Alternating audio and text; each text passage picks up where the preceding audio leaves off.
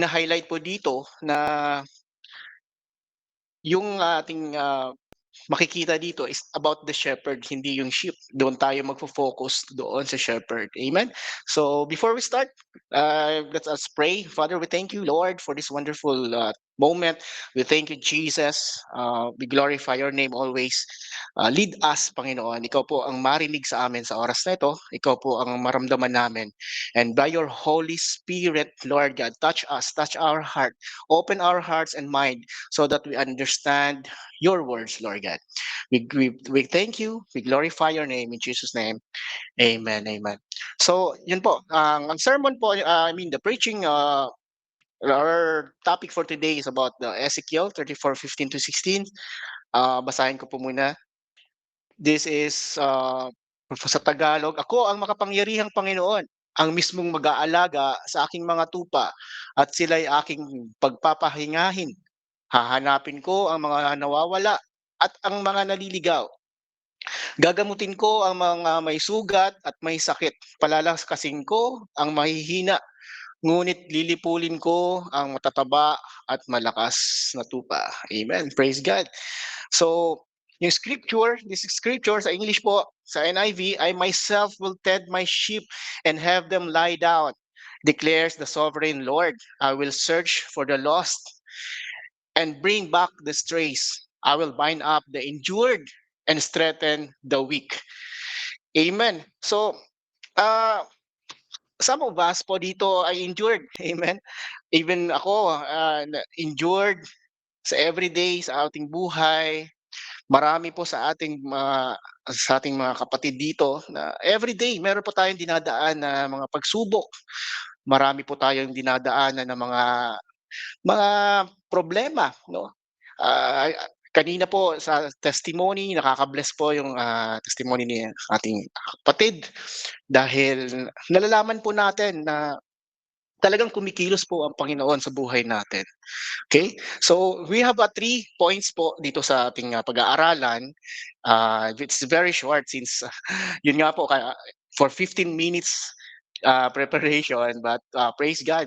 So this is the title of this sermon is the heart of the shepherd. The heart of the shepherd. Ang puso daw po ng ating shepherd. So many people feel forgotten. Marami pong nakakaramdam na nakalimutan. Katulad nga po kanina sa ating testimony, no? Pakiramdam natin tayo ay nakalimutan, tayo ay nasaktan. Lahat naman po siguro sa atin dito ay nakaranas na nasaktan. Ang pinakamasakit nga po na sakit na mararamdaman natin is yung sakit galing sa ating mga mahal, galing sa ating mga pamilya, galing sa ating mga malalapit na minamahal, no? So, at we also feel na we are lost. No, before naman natin nakilala ang Panginoon, bago natin na tinanggap ang ating Diyos, ay tayo talaga po ay lost, no? And marami pa po ang lost. Kaya po natin 'to ginagawa dahil, no, we are using our capability, no, yung ating kakayahan para po, no, makuha din natin or mailigtas din natin yung mga lost. So but in this passage, God reveals his heart as the good shepherd. Grabe po, no? Actually po, no, before ako tinawagan ni Pastor Eric, no, I am listening the song Good Shepherd. Grabe, sobrang sakto, no? Purihin ng Panginoon.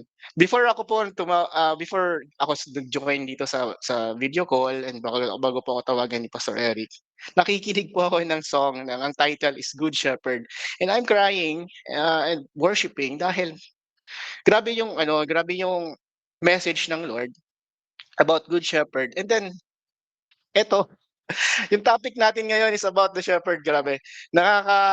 Mangha yung ang ating Panginoon, no? But yeah.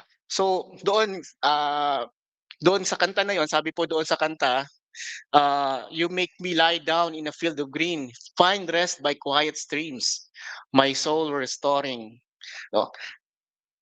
Naniniwala tayo na ang ating Panginoon, ang ating Diyos Ama, ay siya po talaga is good shepherd, no?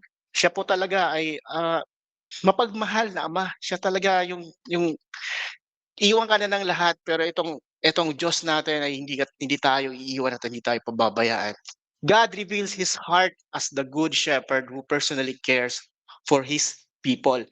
Dito natin na pag-aaralan dito sa verse nito, dito talaga finocus, dito tayo hina-highlight yung kabutihan ng Lord as a good shepherd.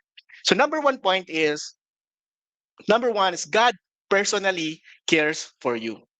Naniniwala po ba kayo na ang Diyos ay ah, nag-aalala sa inyo, 'no? Grabe po dahil po oras-oras, minu-minuto, segundo, hindi po nahihinto 'no, na tayo ay bantayan, tayo ay gabayan, protektahan ng Diyos. Gano'n po ka good shepherd yung ating Panginoon. Sabi po sa verse 15, balikan po natin yung verse 15. Sabi po dito, "I myself will tend my sheep and have them lie down." Grabe 'no? Gano'n gano'n kamahal tayo ng Diyos 'no. Alam niyo po na pakiramdam natin malayo ang Panginoon sa atin kapag tayo ay may problema, kapag tayo po ay nasasaktan, kapag tayo po ay, may problemang malaki. But remember this mga kapatid, God is not distant. Nandiyan lang po siya sa tabi niyo. Palagi natin po siyang kasama and He is directly involved in your life. Involved siya palagi sa lahat ng nangyayari sa buhay natin mga kapatid. And He offers rest, peace, and safety. Gano'n po tayo yung cares ng Panginoon sa atin nandun.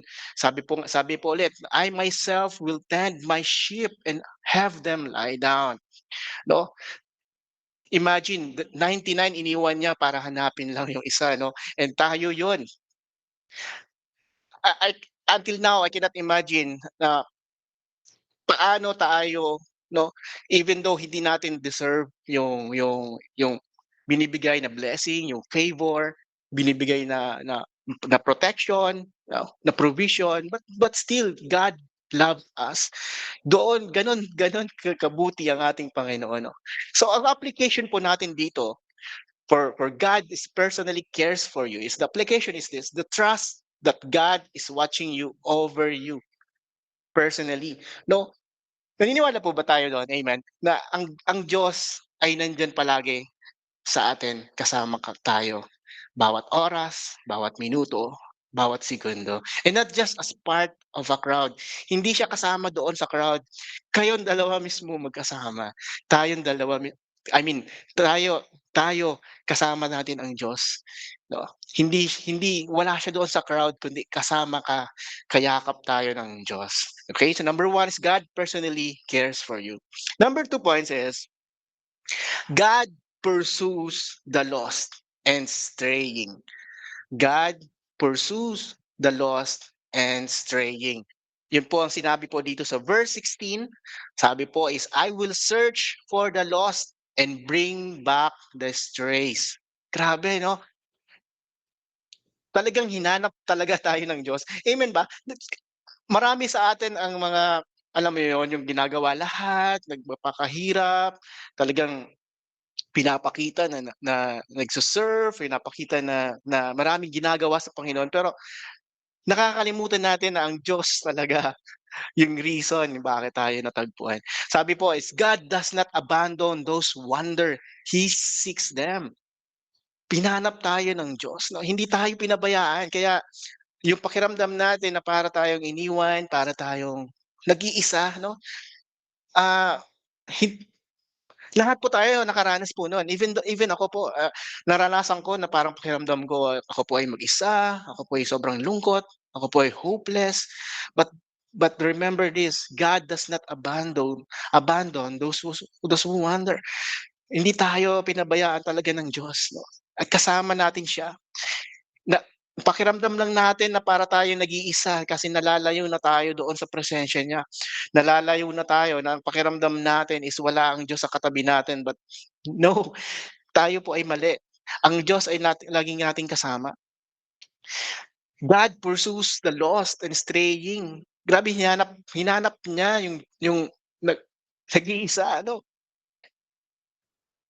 Meron po ba tayo dito maraming siguro sa atin nakaranas na pakiramdam mo, 'no, nagse-self-pity ka, meron kang, hinanakit, meron kang parang alam mo 'yun, ah, remember this always, sa verse 16, "I will search for the lost and bring back the strays." Amen.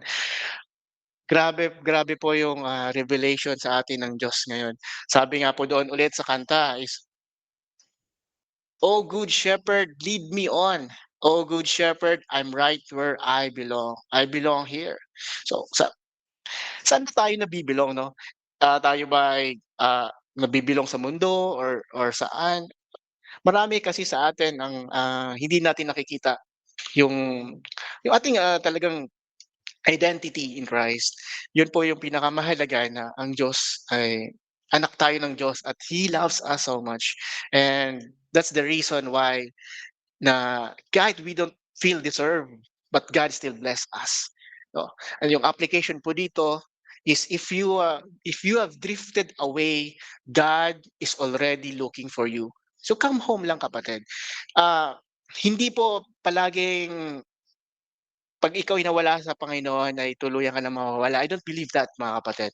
But, dahil ang kamay po ng Diyos ay napakalaki 'no, ang kamay ng Diyos ay napakalaki at tayo imagine napakaliit lang tayo doon sa kamay na yun and once we are holding of God, wala na po tayo dun, hindi na po tayo makakawala dun kahit minsan pakiramdam mo na nag-iisa ka, minsan pakiramdam mo you are hopeless, minsan pakiramdam mo na ang bigat ng problema, pakiramdam mo iniwan ka na ng lahat, but remember this mga kapatid, God is always holding us dahil ang Diyos ay mayroong malaking kamay at tayo hindi na tayo makakawala diyan.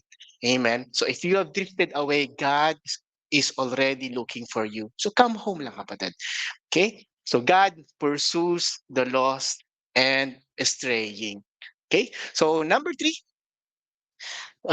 this is the number three and last point.